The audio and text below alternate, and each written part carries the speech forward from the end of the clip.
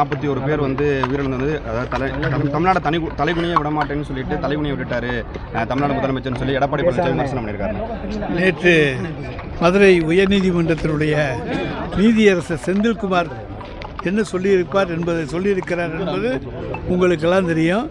அதிலிருந்து தமிழ்நாட்டை மாண்புமிகு தமிழ்நாடு முதலமைச்சர் எங்களுடைய தலைவர் தளபதி அவர்கள் தலைகுனியை விடவில்லை.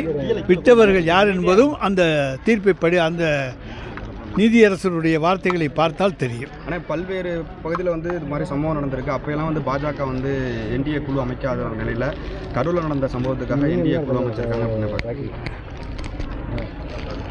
சாத்தான் வேதம் போதும். அதுபோல் தமிழ்நாட்டில் வந்து இடம் கிடைக்காத பாரதிய ஜனதா கட்சி யாராச்சும் ஆள் கிடைப்பாங்களா அப்படின்னு பார்த்துக்கிட்டு இருக்காங்க. நிச்சயமாக அவர்களுக்கு எந்த ஆதாயமும் இதில் கிடைக்காது. தொடர்ச்சியாக பாஜகவினர் வந்து விஜய்க்கு ஆதரவு தெரிவிக்கிறது. நான் தான் ஏற்கனவே சொல்லிட்டேனே, பாரதிய ஜனதா கட்சியினுடைய சி டீம், விஜய் வந்து சி டீம் என்று முதலாக சொன்னவன் நான் தான். எனவே அதை பற்றி இதுக்கு மேலே வேண்டாம். வேறு இதான் நான் தான் ஏற்கனவே சொல்லிட்டேன்.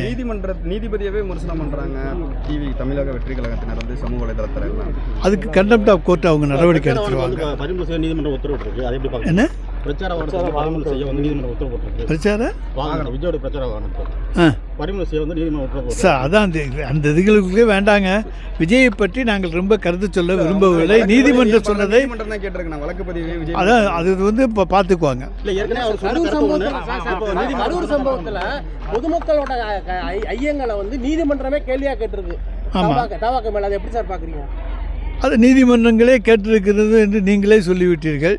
அப்பொழுது எந்தெந்த சந்தேகங்கள் பொதுமக்களுக்கு இருக்கிறதோ அதையெல்லாம் நீதிபதிகள் கேட்டிருக்கிறார். பாதுகாக்க வேண்டிய கட்டாயத்தில் வந்து அரசு இருக்குது அப்படின்ற மாதிரி ஏன் கைது செய்யலை அப்படின்ற ஒரு பல்வேறு கேள்விகள் எழுது. சார் நாங்கள் யாரையும் பாதுகாக்க வேண்டியதில்லை, யாரையும் அனாவசியமாக கைது செய்ய வேண்டியதில்லை. சட்டம் தன் கடமையை செய்யும். சார் இதை தவிர வேறு இருந்தால் கேளுங்க, பதில் சொல்ல தயாராக இருக்கிறேன். இதுக்குள்ளே போய்கிட்டு இருந்தீங்கன்னா நாங்கள் பதில் சொல்ல தயாராக இல்லை.